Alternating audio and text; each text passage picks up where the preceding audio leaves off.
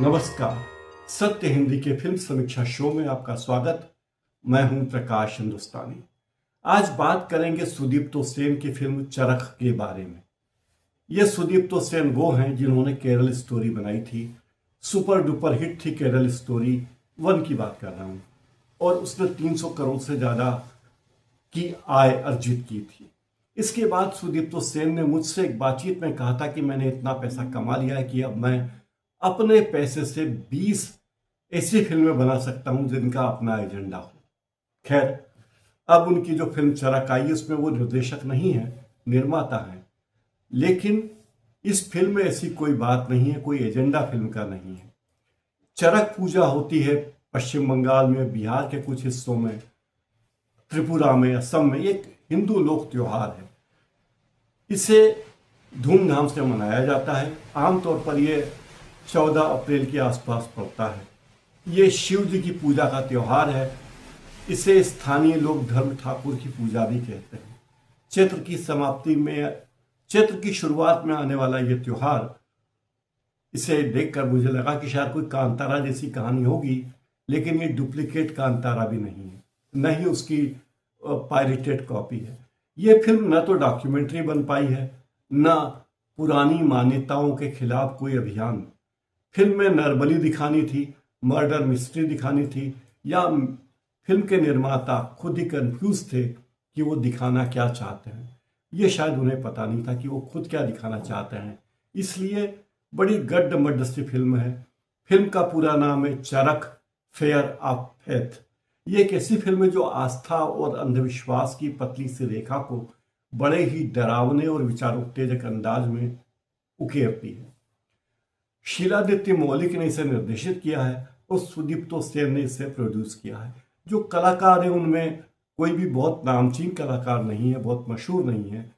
अंजलि पाटिल हैं, शाहिदुद्दुर रहमान, सुब्रतो दत्ता जैसे कलाकार हैं, और सेट है चंद्रपुर का एक गांव जहां प्राचीन चरक पूजा या मेले की तैयारी चल रही है।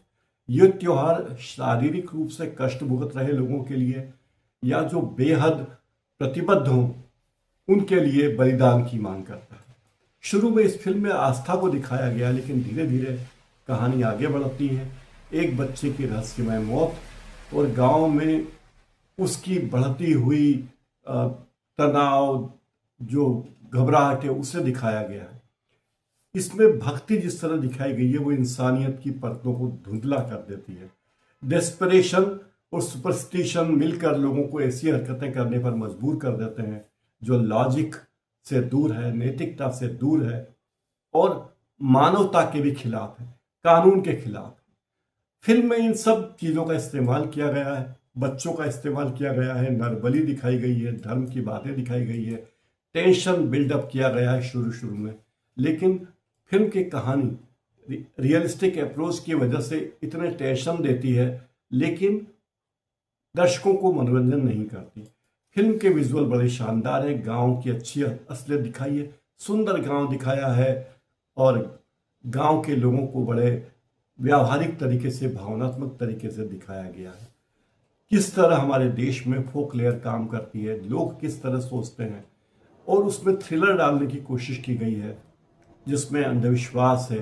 क्या वो अंधविश्वास नरबली को बढ़ावा देता है या नहीं, और फिल्म का अंत कुछ ऐसे होता है कि जिस व्यक्ति को आप हीरो समझ रहे हैं, क्या वो हीरो है या खलनायक है, यही समझ में नहीं आता, उसे कंफ्यूज कर दिया जाता है। फिल्म की कमजोरियां बहुत सारी हैं। दर्शकों को बांधे रखने में फिल्म सफल नहीं है। ओवरऑल बोल्ड है, प्रोवोकेटिव है, सोचने पर मजबूर करती है, लेकिन फिल्म इतनी बिखरी हुई है कि दर्शक खुद उसमें बिखर जाता है। जब मैं ये फिल्म देखने गया तो थिएटर में बताया गया कि फिल्म नहीं हो रही है क्योंकि इसे दर्शक नहीं मिल रहे हैं। कुछ देर बाद कहा गया कि दर्शक आ गए हैं, आप टिकट ले लीजिए, और कुल जमा 6 दर्शकों के लिए ये फिल्म इंदौर के C21 में दिखाई गई। तो मैं कह सकता हूँ कि मान लो हमारे लिए विशेष शो किया गया हो ऐसा। इसमें हिंदू मुस्लिम नैरेटिव नहीं है जो केरल स्टोरी में थे। बड़े पैमाने पर लड़कियों के साथ ज़बरदस्ती की बातें भी नहीं थी, कोई पॉलिटिकल मैसेज भी इसमें नहीं है। लेकिन ये बताने की कोशिश है कि गांव में अभी भी पिछड़ापन बहुत ज़्यादा है और जिन लोगों पर जनता की सुरक्षा की जिम्मेदारी है वे लोग ही अपनी जिम्मेदारी नहीं निभा पा रहे हैं। इसलिए गांव में बदलाव की कोई आशा अभी फिलहाल नहीं की रखी जा सकती। ये केरल स्टोरी जैसा political propaganda style docu drama नहीं है, एक अलग तरह की डॉक्यू ड्रामा फिल्म है जिसे दर्शक बड़ी मुश्किल से झेल पाएंगे। ये बुद्धिमत्ता रही सुदीप्तो सेन की कि वो डायरेक्टर की कुर्सी पर नहीं बैठे, केवल प्रोड्यूसर हैं, पैसे कमा लिए हैं, तो उनका टोन यहाँ अलग है। यहाँ कम्युनिटी वर्सेस कम्युनिटी का एंगल नहीं है, धर्मांधता की बात होती है, गांव की हिंदुओं की रस्मों के बारे में बात होती है, उनकी डार्क साइड क्या है, अंधविश्वास क्या है, मिसिंग बच्चों जैसे मुद्दे को उठाने की कोशिश की गई कि देश में हर साल 7 लाख बच्चे लापता होते हैं, वे कहाँ जाते हैं। ये फिल्म ग्रामीण भारत पर केंद्रित है, इसकी कोई ऐसी थीम नहीं है जो आम शहरी दर्शकों को पसंद आए। फिर भी सुदीप्तो सेन ने फिल्म बनाई है और ये अच्छी बात है कि इस बार वो केरला स्टोरी जैसा एजेंडा लेकर नहीं आए हैं, कोई पॉलिटिकल कंट्रोवर्शियल फिल्म वो नहीं बना रहे हैं, फोकलोर पर, थ्रिलर, अंधविश्वास और रस्मों की डार्क साइड पर ही बात करते हैं। ये फिल्म विचारोत्तेजक है और भी विचारोत्तेजक हो सकती थी, लेकिन निर्देशक ने उस मौके को गंवा दिया। आज फिल्म समीक्षा के इस कार्यक्रम में फिलहाल इतना ही। बहुत बहुत धन्यवाद। नमस्कार।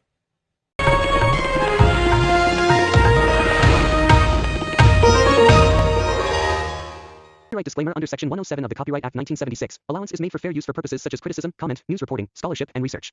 Fair use is a use permitted by copyright statute that might otherwise be infringing.